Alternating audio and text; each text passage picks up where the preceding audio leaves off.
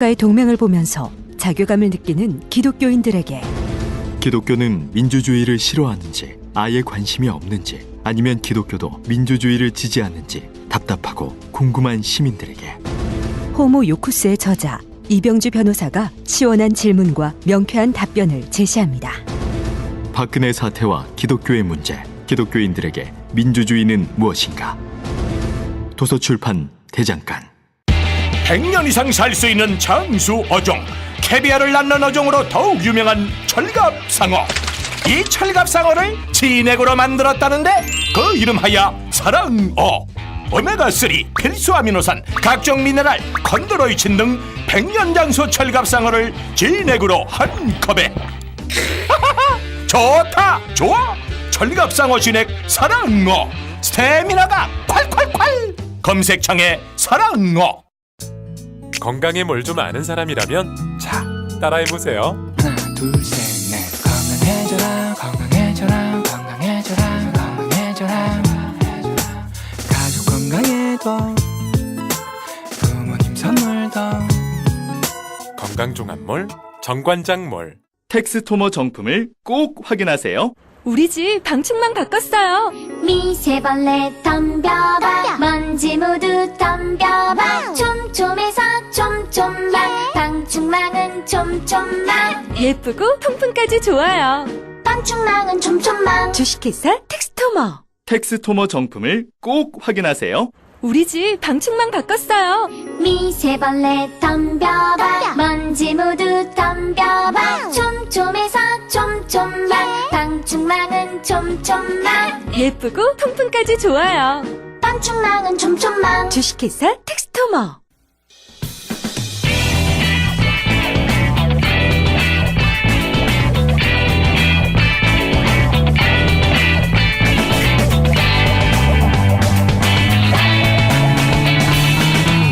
김어준의 뉴스공장.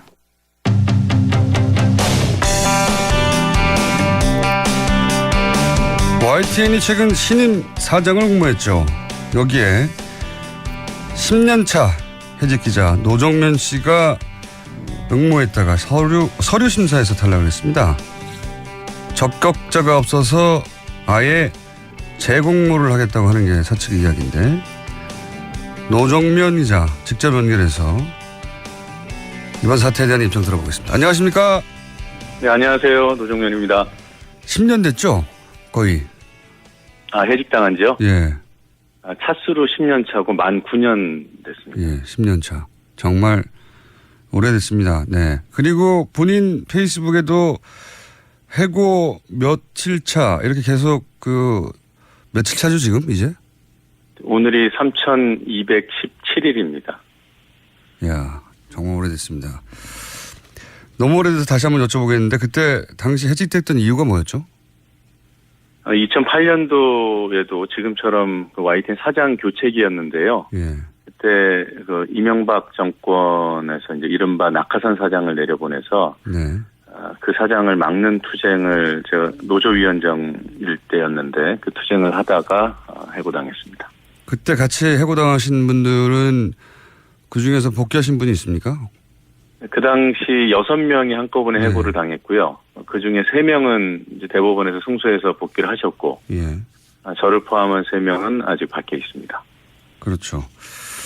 그런데도 계속 복귀를 하겠다고, 이 연차, 날짜도 계속 올리시고, 그런 의지를 밝히시다가, 이번에 사장 공모에 응모하시면서 만약에 이 사장 공모에서 떨어지면 이제는 YTN으로 복귀하는 거를 꿈을 접겠다라고 하셨는데, 우선 왜 응모하셨습니까?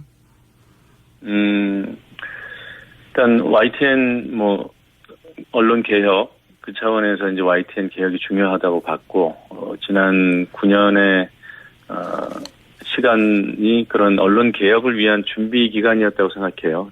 간단히 말씀드리면 YTN에서 제가 필요한 이유는 YTN을 조금이라도 더 개혁시키고 진일보시키는 데 기여하라, 이런 게 아닌가 싶어서 사장이 되면 그런 일을 조금 더 적극적으로 또 주도적으로 할 수 있지 않을까, 그런 판단을 했습니다. 실제 노조에서도 지지 선언을 하지 않았습니까?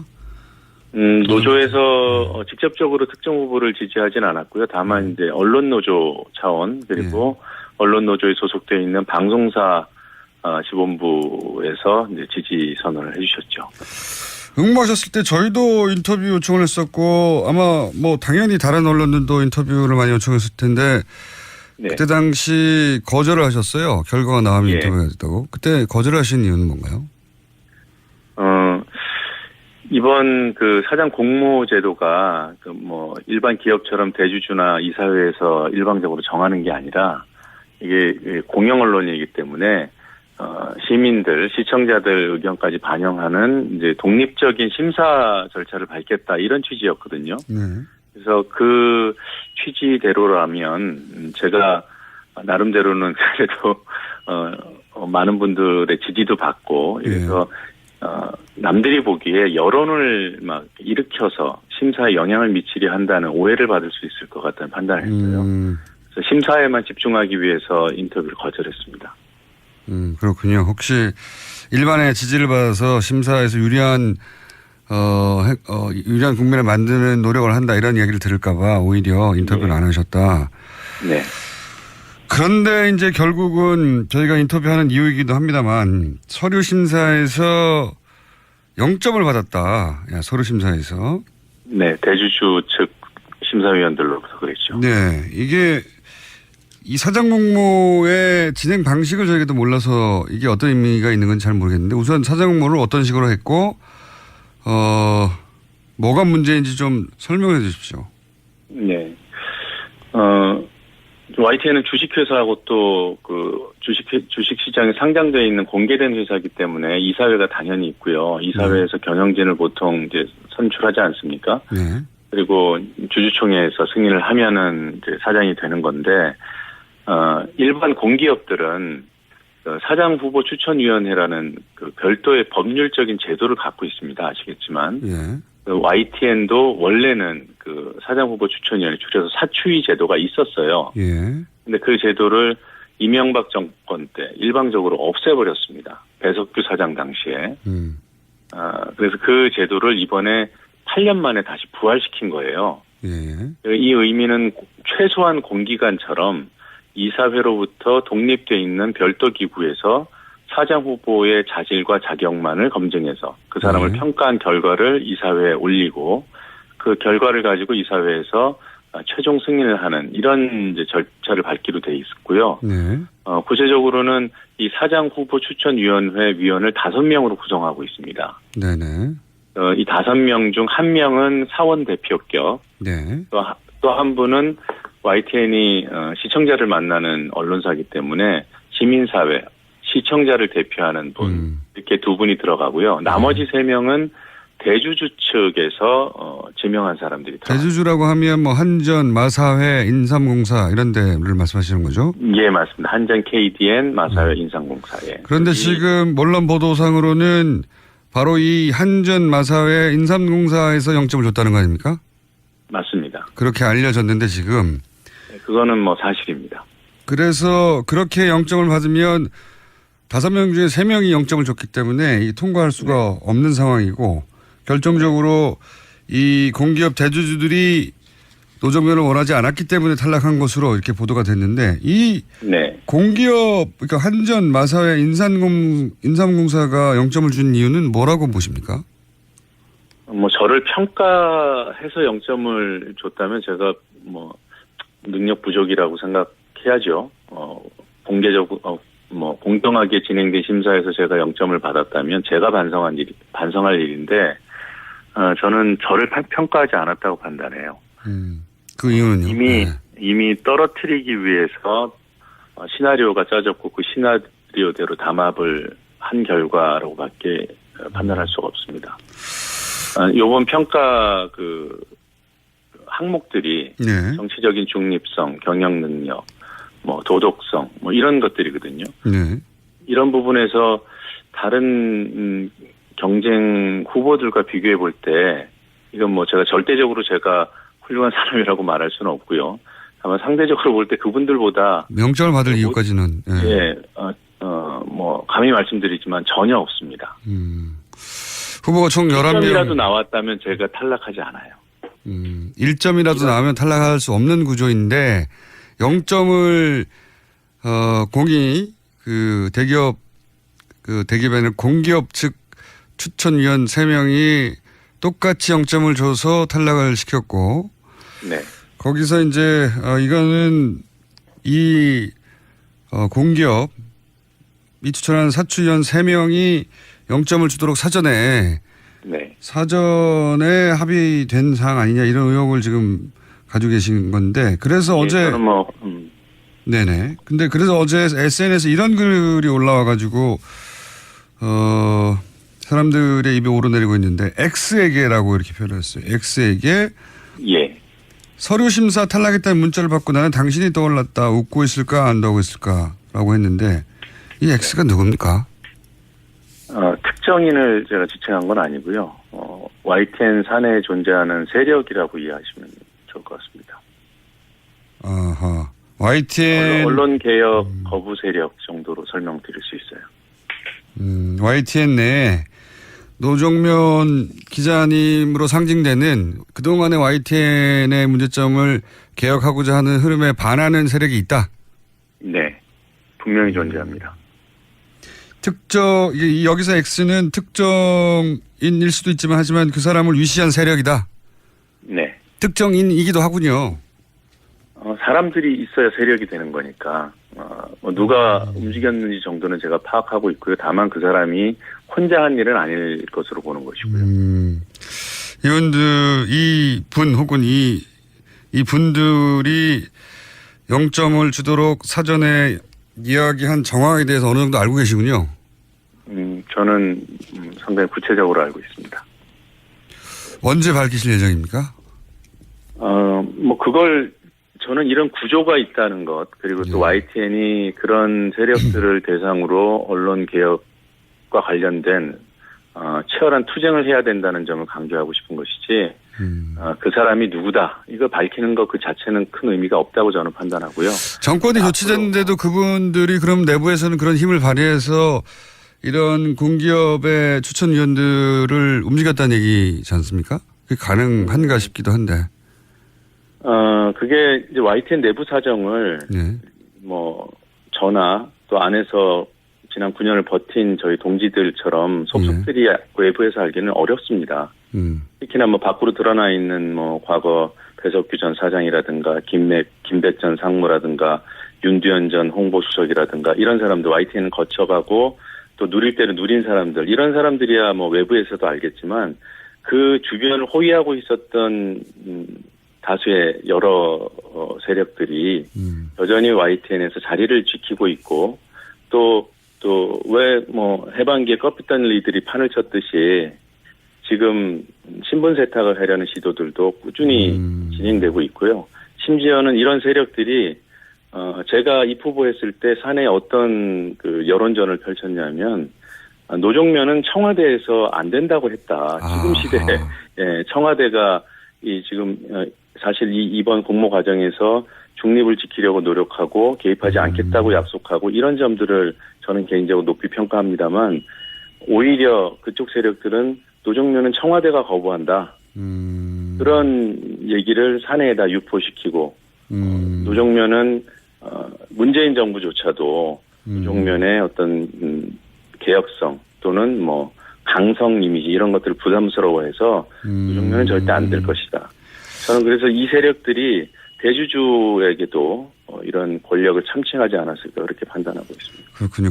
사실은 그런 루머들도 있긴 있었거든요. 근데 그게 그 발언지가 바로 YTN 내에 언론개혁에 저항하는 그런 세력이 자기 뜻을 관철시키기 위해서 흘린 역정보다라고 파악하고 계시는군요. 예, 그렇죠. 아무래도 정부가 그 YTN 언론사 사장 문제에 직접 개입은 안 하더라도 당연히 관심을 갖고 어떤 지켜봤겠죠. 일정한 의견을 낼 수도 있고 저는 그렇다고 생각해요. 공기업 지분이 있기 때문에. 그런데 이제 그런 여론을 수렴하는 과정에서 YTN에 있는 적폐가 아닌 것으로 가장한 변종 적폐 세력들이 아주 치밀하고 광범위하게 여론전을 펼친 것으로 알고 있습니다. 알겠습니다. 구체적으로 어떤 세력인지 어떤 작업을 했는지는 오늘은 말씀 못 하시는 것 같은데, 혹시 그걸 구체적으로 폭로할 계획이 있으면 저희하고 인터뷰 한 번 더 해주시고요. 예, 꼭 저희하고 먼저 해주세요. 한 가지만 더 여쭤보자면, 예. 그래서 11명 중에 이제 의도적으로 노정면 기자를 탈락시키고 나머지 그리고 한 사람을 적격자로 뽑았으면 또 모르겠는데, 이번에 통과시킨 사람 중에는 적격자가 없다고 아예 무산을 시켜버렸어요, 공모를. 이건 어떻게 이해해야 합니까? 그 네 분에 대해서도 저는 이번 사추위가 뭐라고 할까요? 못할 짓을 한 거죠. 네 분은 네 분께는 죄송한 얘기지만 노정면을 떨어뜨리기 위한 들러리였습니다. 아하. 노정면 기자가 응모할 것이 틀림없고 혹은 응모하는 것을 알고 나서 어쨌든 절차는 진행해야 되니까 이렇게 만들어 놓고 노정면 탈락시킨 다음에 나머지 사람들도 적격자가 없다고 결국은 사장을 뽑는 절차 자체를 무산시켜버리는, 이건 이미 이렇게 되기로 그쪽에서는 계획하고 있었다, 이렇게 보시는 거군요. 네 분 중에서 누군가를 뽑을 생각이 없었다. 막판까지 할 수도 있었겠죠. 저는 그 부분에 대해서는 확정적으로 말씀드릴 수는 없고, 제1순위는 노정면을 탈락시켜야 된다는 것이었고, 모르겠습니다. 그 눈치를 살펴서 반발이 적었다면 네 분 중에 한 분을 그냥 거의 꼭두각시처럼 세웠을 가능성도 저는 있다고 봐요. 근데 저희 YTN 노조나 저나 또 시민사회 여론이나 이번 일에 대해서 관심을 보이고 또 항의하고. 그러면 이 사람 뽑으려고 노정면을 탈락시키는 거냐, 이런 얘기를 그렇죠. 또 들을까봐 아예. 그렇죠. 그런 부담이 매우 컸을 겁니다. 그러면 다음 사장 공모에도 응모하셔야 되는 거 아닙니까? 사추위가 공정하게 진행된다는 최소한의 조건이 마련된다면 저는 응모할 생각은 없어요. 제가 응모한 자체가 사추위가 이렇게 좀 뭔가 좋지 않은 방향으로 흘러갈 조짐을 봤기 때문에 그 부분을 알리고 또는 견제하기 위해서 제가 응모했던 것이기 때문에요. 그것이 해소되는 과정으로 접어들었다고 판단하면 응모하지 않을 생각입니다. 아니, 이 과정 자체가 해소되지 않았음을 증명하는 거 아닙니까? 그러니까 제 말은 뭐냐면. 지금은 해소되지 않았죠. 그러니까 또 응모하셔야 되는 거 아니에요? 원래는 이번에 응모에 탈락하면 다시는 응모하지 않겠다고 말씀하셨지만, 예. 상황이 그런 상황이 아닌 게 지금 점점 명백해지면 오히려 또 응모하고 해야 되는 거 아닙니까? 그런 가능성을 전혀 배제하지는 않습니다만은, 예. 기본적으로 제가 개인 성명을 통해서 요구해 놓은 것이 있어요. 입후보자였기 때문에 이번 공모가 무산된 것은 적격자가 없어서 무산된 것이 아니라 음모에 의해서, 담합에 의해서 공모 절차가 훼손됐기 때문에 원인 무효가 된 거거든요. 그럼 또 응모하셔야죠. 그래서 근데 결과적으로 재공모를 하게 되면 저희 기본적인 조건들이 이번 상황에 대한 인정과 사과, 그리고 사추위원들의 교체, 그를 통한 공정한 사추위 진행의 약속, 이것들이 보장되는 그런 조건 하에서 저는 응모하지 않을 생각입니다. 그게 보장이 안 되면 또 응모할 것이다. 네. 그렇게 해석할 수도 있겠군요. 예, 지금 더 구체적으로 말씀드리긴 좀 곤란하고요. 네. 왜냐하면 이런 문제를 드러내기 위해서라도 계속 응모해야 되는 게 아닌가는. 네, 본인은 괴로우시겠지만. 네, 예. 저는 이번 상황을 제가 일신의 영달이나 또는 어떤 사람들은 그러더라고요. 제가 소영웅주의의 발로로 이런 행동을 했다고. 근데 그런 분들께 말씀드리고 싶은 것은, 말씀을 그렇게 쉽게 하시지 말았으면 좋겠어요. 인생을 걸고 하는 일이고. 10년을 버틴 일인데요. 알겠습니다. 오늘은 저희가 여기까지 듣고요. 저희가 계속 부추겨서 한 번 더 나가시는 것으로 결론이 날 때까지 관심을 계속 가지고, 또 혹여 어떻게 구체적으로 이런 일들이 벌어졌는지 말씀하실 결심이 있으시면 다시 한번 연결하도록 하겠습니다. 예, 고맙습니다. 알겠습니다. 오늘 말씀 감사합니다. 네. 지금까지 해직 기자 10년 차 노정면 씨였습니다.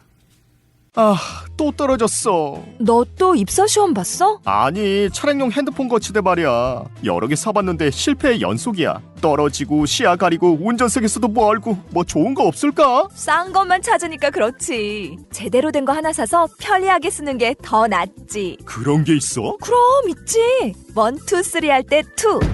힘 세다 할 때 힘. 2 힘. 투 힘? 2배로 힘이 세다는 건가? 네이버 검색창에 2 힘을 검색해 보세요. 오빠, 우리 어디 가는 거야? 정수 가지. 와, 우리 말 타러 가는 거야? 그렇게 좋아? 고민하지 말고 장수로 오세요. 온 가족이 즐기는 승마 체험과 국내 최대 규모의 말역사 체험관 등 장수에는 정말 볼 것, 누릴 것들이 넘쳐난답니다. 말의 심장 소리를 직접 느껴보는 장수에서의 하룬 여행. 장수는 항상 가까이 있습니다. 주말 여행은 장수로. 승마 체험 예약은 063-350-5486.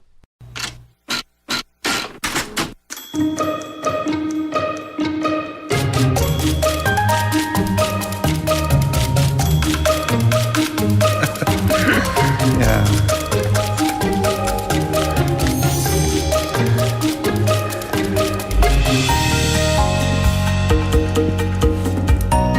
네, 큐가 들어왔네요. 그것도 모르고 제가 떠들 뻔했습니다. 자, 오늘은 새로 준비한 코너입니다. 제가 야심 안 차게 준비한 코너인데요. 코너 제목은 그것마저 알려주며. 예, 이게 뭐냐면은 듣기 전까지는 본인이 궁금했다는 사실조차 깨닫지 못하는 그런 사안들이 있습니다. 근데 듣고 보니 아이고 이거 궁금했던 거네? 라고 하는 그것마저 알려주는 여론조사 코너입니다. 듣고 나면 아 맞아 궁금했었을 것 같다라고 생각이 드는 사안들. 다른 여론조사 기관들이 큰 거 조사할 때 저희는 조사하지 못했던 흘리고 갔던 것들 모조리 걷어가지고 그것마저 알려주는 시간. 리얼미터 권순정 조사 분석실장님과 함께합니다. 안녕하십니까? 안녕하십니까? 오랜만입니다. 예, 그리고 또 한 가지 저는 엮어서 보통 이제 대통령 지지도, 정당 지지도는 주 초에 발표를 합니다. 다들. 저희는 주 중간에, 예, 주 중간 목요일 날. 예, 월요일 날까지, 예. 수요일까지 조사한 걸 묶어가지고. 주중, 뜬금없이 중간에 발표하는. 절대 뜬금없지 않습니다. 주 중에 하는 거는 저희가 유리하다는 거. 주 중간 발표 그리고 겸사겸사해서 그것까지 알려주는 시간. 자, 오늘, 왜냐면 주초 주말 되면 막 쏟아지잖아요. 맞습니다. 네, 예. 주 중간에 한번 해보자. 예, 전국의 변화가 격동할 때는 주중과 그러니까 주 후반의 변화가 심합니다. 그렇죠. 사건은 주중에 주로 벌어지는 맞습니다. 네. 자, 그러면 먼저 대통령 국정 지지율과 각 정당 지지율을 주 중에 한번 처음으로 발표해 보겠습니다. 어떻습니까? 네, 지난주까지 문 대통령 지지율이 2주 연속 하락했는데요. 이번 주차가 취임 12주 차입니다. 주중 집계에서는 반등세를 보였습니다. 긍정평가가 지난주 대비 2.3%포인트 올라서 74.7%가 나왔고요. 부정평가는 18.7%로 나타났습니다. 그러네요. 떨어진 만큼 다시 올라갔네요. 네. 맞습니다. 네. 그리고 정당은 어떻습니까? 정당은 더불어민주당이 54.7%가 나왔고요. 많이 올라갔네요. 많이 올랐습니다. 한 4.3%포인트 올랐고요. 자유한국당은 15.1%, 정의당은 6.2%, 국민의당은 4.9%, 4%는 처음 나왔는데. 바른정당도 4.8%로 당청이 모두 올랐고 야사당이 정의당 포함해서 정의당 낙폭은 그렇게 크지 않은데 야사당이 모두 내렸습니다. 여기서 국민의당 4%는 처음이고 바른정당 4%도 처음인 것 같은데요. 아, 처음은 아니군요. 예, 바른정당은 이전에 많이 좀 안 좋았을 때가 있었기 때문에 4%대가 있었고요. 낙폭이 제일 크네요. 예, 국민의당은 지금까지 이제 제보조작 논란으로 5.1%가 종합집계로서는 최저였는데요. 요번에 3일간의 종합집계 기준으로 해서 최초로 4% 떨어졌으니까 최저치입니다. 그렇군요. 원인 분석을 잠깐 해보죠. 대통령 주 중간에 중간 합계 지지율이 2%가 올라간 이유는 뭡니까? 일단은 두 가지로 보고 있습니다. 지난 주말부터 이번 주 주초에 크게 화두가 되었죠. 하나는 대기업 고소득자. 이제 당청의 용어로는 초가 앞에 붙었는데, 네. 예, 대기업 고소득자 정세 방침과 초고소득이 맞긴 맞죠, 그 정도면. 맞습니다. 근데 한국당의 충북도내 발언이 있었죠. 덜치 발언부터 시작해서 여러 가지 SNS 해명 논란, 거짓말 논란 그런 부분들이 이제 확대가 됐는데 이 두 가지가 영향을 미친 것으로 보입니다. 그러면 증세 논란은 보통 집권 여당의 지지율을 떨어뜨리는데요, 통상. 맞습니다. 보통 세금 관련해서는 이제 지지율 하락 요인이라고 모두가 인식을 하고 있는데 이번엔 좀 다릅니다. 이제 박근혜 정부 때는 여러분 많이 기억하실 겁니다. 연말정산 세금 폭탄 기억하시죠? 그때 난리 났었죠. 예, 그리고 담배값 인상. 그때도 난리 났었고요. 예, 저도 담배를 피우는데 엄청나게 저도 조금 욱했던 적이 있었거든요. 한꺼번에 500원도 아니고 2,000원 예. 올라왔잖아요. 예. 유례가 없는. 그때는 사실상 지지율 하락 요인이 크게 작용을 했고요. 이번엔 조금 다른데요. 그 이유는 제가 보기에는 기존 같은 경우는 서민들한테 부담을 지우는 것이었는데 간접세의 성격이 많았기 때문에 이번 주 같은 경우는 물론 이제 그 당청에서의 프레임을 동화한 부분들이 있기는 있지만 좀 아주 잘 사는 대기업과 고소득자에게 한정된 정서로 국민들이 인식을 하고 있다는 거. 왜냐하면은 이 5억 이상 얘기를 듣다 보면 5억 이상 소득자들이 불만이 있을 수 있어요. 2% 올랐다 하더라도 왜 우리한테만 하느냐. 그렇지만 그 얘기를 들은 5억이 소득이 안 되는 분들은 나 그 세금 낼 테니까 5억 벌게 해줬으면 좋겠다 이렇게 생각하거든요. 예, 이건 조사 결과로도 나타났습니다. 지난주에 요 정세 관련 방침에 대해서 어떻게 생각하는지 여론조사를 해봤는데 무려 85.6%가 찬성 여론이 나왔습니다. 그러니까 대통령 지지율보다 더 높은 거죠. 예. 그러니까 이 경우에는 대통령 지지율보다 더 높기 때문에 이런 사람들이 있는 겁니다. 그러니까 문재인 대통령은 반대하지만 정세 방침에 대해서는 찬성하는 사람들이 나타나는 거죠. 좋다. 그래서 이런 부분들의 일부가 그 우호적인 태도로 돌아설 여지가 있는 것이죠. 그리고 또 한 가지 드는 생각은 뭐냔 말이죠. 이런 증세 논란 예전에 이제 종부세 논란 때도 사실 유사한 구조였거든요. 그렇습니다. 국민 대부분이 종부세하고 상관이 없었어요. 종부세 대상자가 1.몇% 됐으니까요. 그러니까 나머지 98%는 찬성해야 되는데 당시에는 그 보수 매체들이 그 세금 폭탄이라고 일반인들은 상관이 없는데도 불구하고 그런 프레임을 공격해서 먹혔어요. 그때는. 지금도 프레임 전쟁이 정말 거대하게 일어나고 있는데. 안 먹혀요 이번에는. 신기하게. 저도 보수 매체가 이걸 세금 폭탄 뭐라고 합니까 무슨 용어? 세금 폭탄 또 하나 용어가 있는데 하여튼 여러 가지 용어로 결국은 세금을 올리는 거에 대해서 굉장히 집중적으로 비판하고 있거든요. 보수 매체들이. 표적 증세. 그런데 안 먹히고 있네요.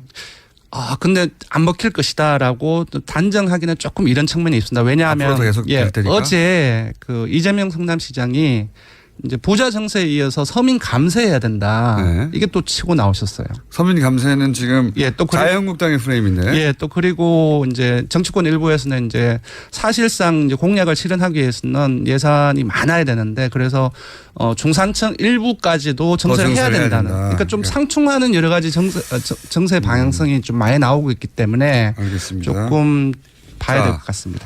일단 지지율이 대통령과 여당이 집권 여당이 지지율이 반등을 했고 그게 첫 번째고 나머지 야당들은 하락했는데 낙폭이 가장 큰 것은 바른정당입니다. 국민의당 그러니까 우선 정의당은 낙폭이 적고 한국당도 낙폭이 그렇게 크진 않기 때문에 0.9%포인트입니다. 국민의당이 4%대 이하로 내려간 이유 그리고 바른정당이 낙폭이 큰 이유 이 두 가지는 어떻게 보십니까?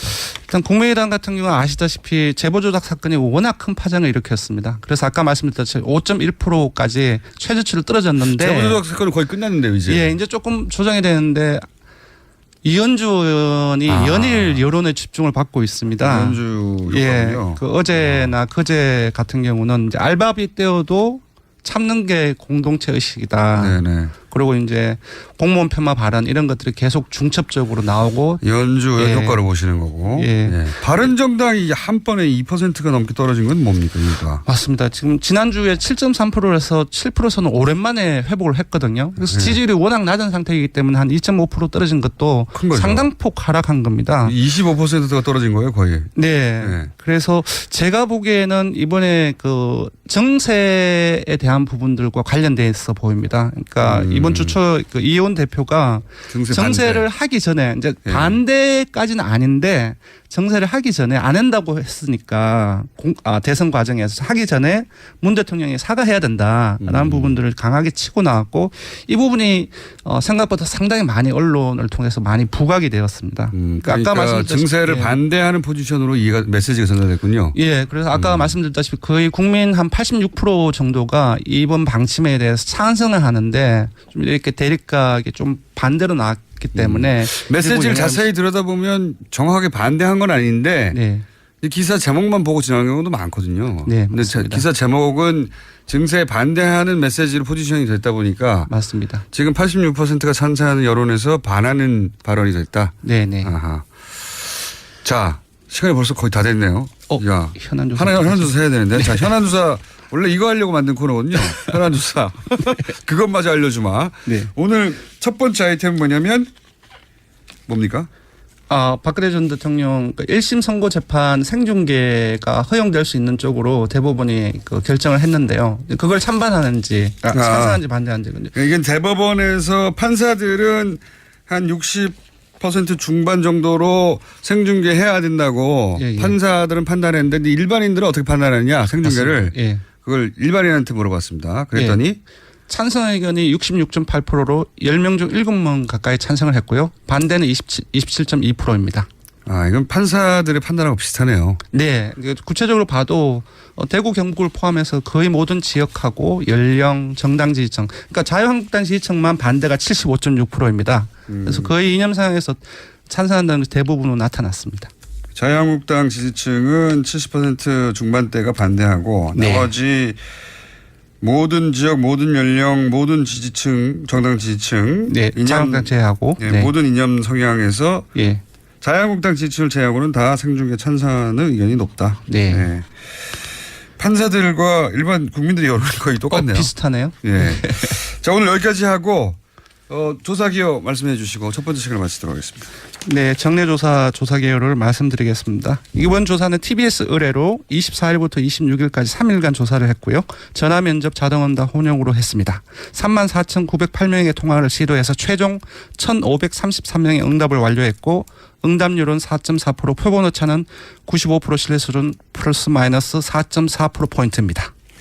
자, 앞으로 저희가 뭘 그것마저 알려드릴지 궁금하신 점이 있으면 문자로 주세요. 저희가 다 조사할 테니까 아무리 사소해도 상관없습니다. 제목을 보십시오.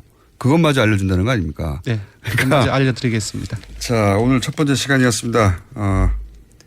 수고하셨습니다. 고맙습니다. TRBT의 권순정 실장이었습니다.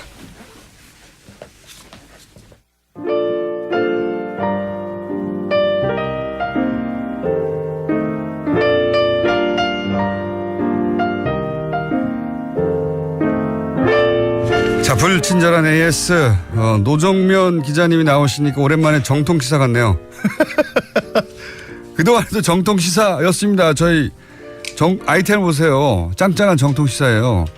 제가 정통 시사 진행자가 아니라서 그렇지 아이템은 정통 시사입니다. 네. 노정면 기자님에 대해서 문자가 많이 왔습니다. 지켜보고 응원하고 있다고.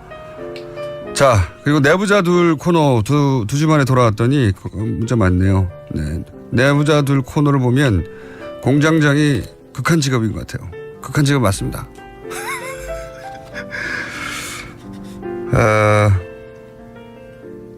고기 작업을 해서 장갑을 끼고 일하는데 장갑 빼기 싫어서 그동안 문자를 안 보내다가 시사 요정이란 말에 욱해서 문자를.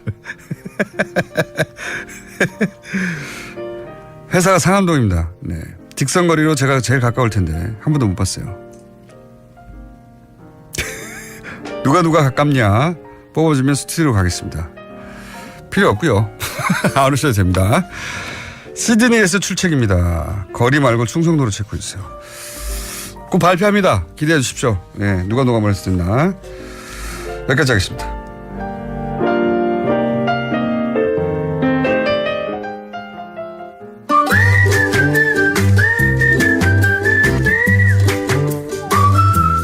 도시원 치과 김재림 박사님 나오셨습니다. 안녕하십니까? 네, 두 가지 불만. 네. 요정은요, 이슬만 먹고 삽니다. 두 번째, 요괴라고 제가 요괴. 그래 요괴라면 맞지. 시사 요괴. 네. 네. 다음은 그렇게 바꾸시고요. 네. 근데 그것마저 알려주면은 거의 요괴급입니다. 별로 이름이 좋지 않습니다. 그래서 저는 좀 재고해 보시라. 시사 요괴로도 하지 말라고요? 아니 시사의 요괴 그건 아니 요괴는 하시고 네. 요괴급 그것마저 알려주면은 좀 조금 더 근사한 거로 바꾸시라. 아 그것마저 알려주면은 좀 약하다. 약한 게라기보다는 좀 요괴스럽다는 뜻이에요. 요괴스럽다. 요괴니까요. 아니 왜냐하면은 아니 왜냐하면 굉장히 중요한 건데 정책에 관련돼 가지고 어떤 민심이 있느냐 하는 걸 중요한 건데 그거를 너무 좀 희화화하는 것 같아서. 예. 네. 그런 의견은 죄송합니다. 그런 의견을 이거 남의 영역을 건드리는 거 아니죠. 그런 의견을 저희는 충분히 참고해서 받아들이지 않아요. 알아요. 그래도 또 얘기를 합니다. 저는 받아들이지 않더라도 우리 아주 씩씩하게 삽시다. 충분히 참고한 다음에 받아들이지 않는 것으로. 자, 오늘은 여행 도시에 대해서 얘기하고 있죠. 지난주부터. 우리 도시 여행에 대해서 얘기하는데 오늘은 뭐 시간도 좀 짧고 그러고 그리고 우리가 오늘 얘기하려고 하는 데가 통영이니까. 아, 통영이에요? 네, 통영이니까 저는 오늘 먼저 좀 저기부터 얘기를 하자면은 핵심이 이거예요. 그러니까 여러분들 속에 내 마음속 공간을 찾으라. 라고 하는 거예요. 특히 도시 여행이나 여름 여행에서 자기 마음속의 공간을 찾아가는 게 굉장히 중요한데 통영이 바로 그런 겁니다. 내 마음속 그 공간 같은 그런 왜 그런 느낌이. 거죠? 저는 안 가봐가지고. 근데 안 가봤다는 게 말이 돼. 고제에서 났잖아. 고제에서 자라셨잖아요. 진해에서 태어났습니다. 진해 글쎄. 예. 진해에서 있었는데 어떻게 거기로 안 가요? 통영을. 진해에서 5살까지 살아서. 그러니까 이게 아니 5살까지만 살고 그다음에는 서울에 와서 중고등학교. 그다음에 부산에 살다가 중학교 때부터 서울에 살았어요. 아니 그래도 말도 안 되는 거죠. 왜 말이 이게 안 됩니까? 문제냐면은요. 발끈. 자기가 가까이 있는 데는 찾아가 보지 않는다는 게 이게 참 문제고요. 진해하고 통영은 그래도 5살이 가긴 멀어요. 아니 그러니까 저 엄마 아빠하고 같이 가셨어야지. 아니면 좀 책을 읽든가. 그때도 통영이 가볼 만한 곳이었습니까? 아 그럼요. 그때는 지금보다 훨씬 더 로맨틱했죠. 70년대 초반인데요, 훨씬 더. 제가. 그때 70년대 초반이 바로 제가 왜 통영이 제 마음속 공간이냐 중에 하나인데. 그 시절 연애하셨구나. 연애했습니다. 배 타고 여행했습니다. 한려수도에서. 그래서 예. 저기 했는데 제가 이제 통영에 대해서 특별히 얘기한 건 지난번에 베를린 얘기하면서 베를린에 이제 우리 김정숙 여사께서 통영에 동백 나무를 갖다 심으셨잖아요. 윤희상 작곡가가 이제 바로 통영 출신이에요. 윤희상 작곡가가 지금 한국으로 못 돌아오고 있거든요. 못 돌아오고 유해가. 유해도 못 돌아올 뿐 아니라 지금 뭐 생가터도 뭐 지금 막 부셔버리고 뭐 지금 난리예요. 그래서 이제 월북 작가라고. 네네. 네.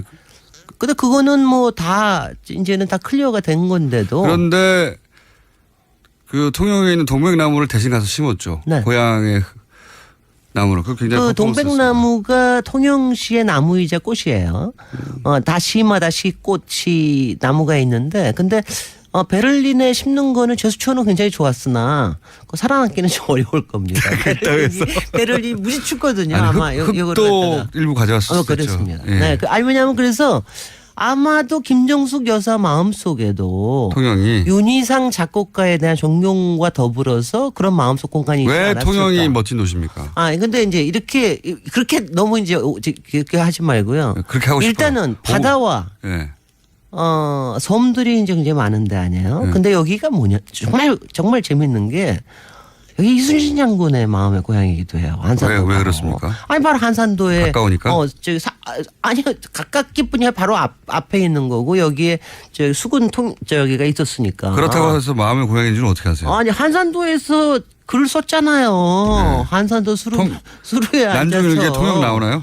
그럼요. 그러니까 통영이라는 말을 그때 쓰지는 않았죠. 네. 그러니까 그래서 분명히 왜냐하면 그때 분위기가 아마도 통영의 한려수도의 분위기가 저는 이순신 장군의 마음속에도 있었을 거라고 생각해요. 그리고 아마 이순신 장군 마음속에는 그 바다와 이렇게 떠 있는 섬이 아마 뭐 이렇게 그야말로 이렇게 쫙 이렇게 뭔가 이렇게 호령할 수 있는 거로 보이지 않으셨을까? 뭐 이런 생각도 해보고요. 근데 이게 그 섬들이 본인들의 수군처럼 보였을 것이다. 그랬을 수도 있을 거라고 생각합니다. 그리고 거기에 바다를 다 알아내고 어디가 이제 목이고 이런 걸 다 알아내는 이런 과정들이 그러니까 이게 다 다른 마음에 다른 게 들어가 있어요. 근데 이제 통영이 재밌는 게 바로 여기에 그야말로 병창기지가 있었기 때문에 여기에 산업도 굉장히 많이 발달됐습니다. 장사도 굉장히 많이 했고 그리고 이 주변에 이제 뭐 농업이나 이런 것도 농산물도 여기에 다 들어오고 그래서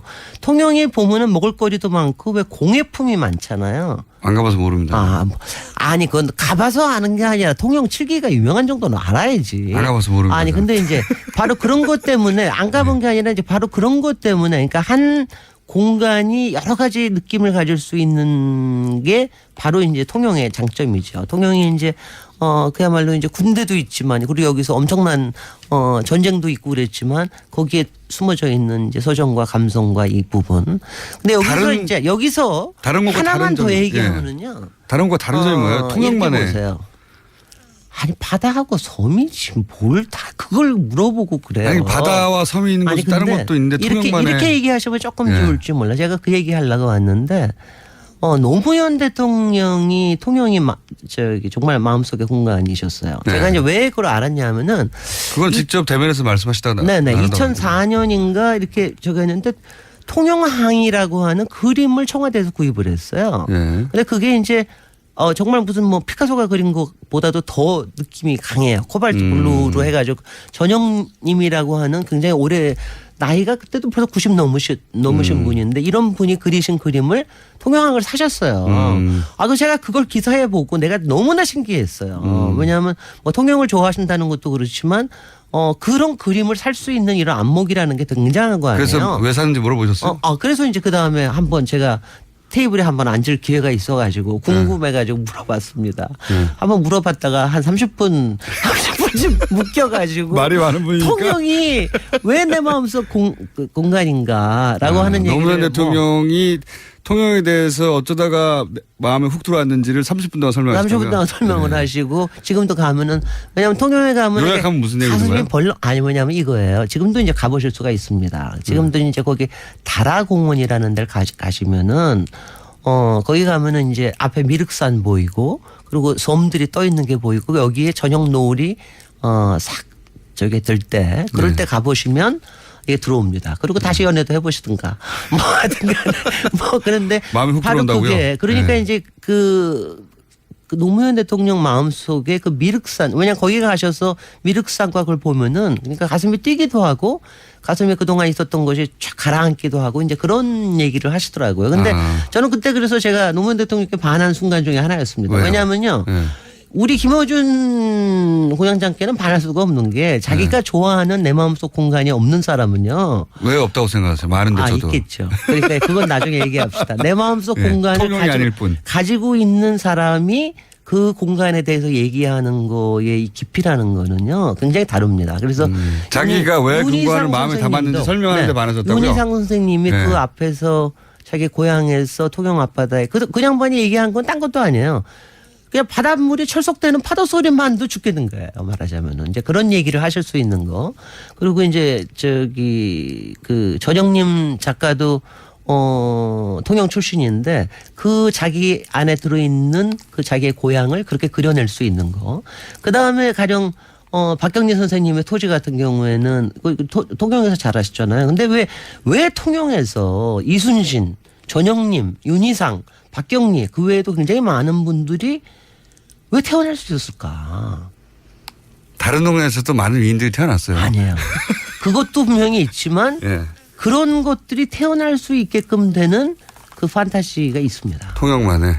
그걸 보고 자라게 되면. 네, 그게 있습니다. 그래서 그런 영혼이 풍성하게 된다. 그게 저는 우연히 그야말로 20대에 연애하느라고 그걸 발견을 했지만 여러분들도 가실 때 가셔서 뭐 충무김밥만 먹고 오시지 말고 그러니까 맨날 그런 것만 하시지 말고 그 앞에서 그러니까 그런 공간을 좀 느껴보시는 게 굉장히 중요해요. 그래서 저는 우리가 이제 외국에 무슨 뭐 그리스 도시라든가 이런 얘기들 많이 저기 하고 그러는데 통영만이 가지고 있는 그 맛을 여러분들도 좀 느끼시고 마음에 받아들이시라. 네, 황교익 선생님한테 통영에서 먹거리 뭐 있나 물어봤는데. 거기는 고기는 없어요. 그래요? 고기는 고기에 관련된 없는 세상에 어디 있습니까? 있긴 있지만 고기에 관련된 요리 자체가 없는 거죠. 괜찮습니다. 구워 먹으면 돼요. 저는. 그리고 이제 가시면 거기에 이제 지금 굉장히 유명한 게 동피랑 서피랑 같은 경우에. 동피랑 서피랑은 그건 이제 벽화 마을인데 그것도 너무 얼마나 웃겨요. 시에서는 없애려고 그러는데 그냥 민간 단체들이 그 예술가들이 모여가지고 자기네들끼리 국제 무슨 벽화전 해가지고 만들어가지고 보존하는 거예요. 지금 제일 유명한 마을 벽화, 마을 벽들을 그림을 그려서. 벽화를. 그래서 그게 서피랑부터 시작을 해가지고 동피랑 이렇게 해가지고 이제 늘어나고 있고요. 통영이 국제 음악제가 굉장히 유명한 거 아십니까? 그건 들어봤습니다. 가보지 그것도 윤희상 때문에 생긴 거고. 그 다음에 남망산 조각공원을 가시면 정말 세계적으로 유명한 그 조각가들의 그 제가 통영에 갈 때마다 아니 왜 여기에 세계적인 게 다 모여 있는 거야. 이런 느낌이 들 정도로 참 대단한 알겠습니다. 스피릿을 가지고 있습니다. 김진애 박사님이었습니다. 감사합니다. 안녕. 안녕.